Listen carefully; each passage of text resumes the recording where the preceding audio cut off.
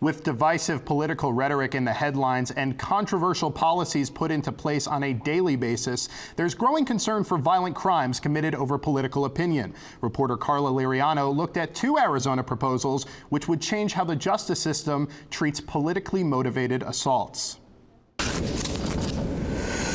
Rebecca lives in Minneapolis. Interesting.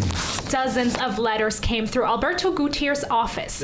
As an Arizona elector, people begged him to abandon President Trump when he cast his electoral college vote. Probably the amount of emails, letters, phone calls we received to try to change our vote. Then there was the window.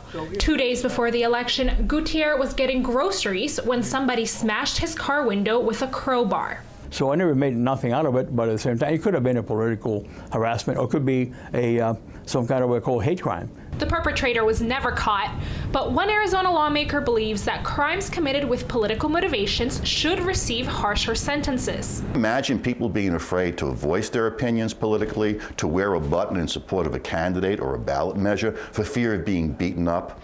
I think that's an aggravating factor because it corrodes democracy and free speech.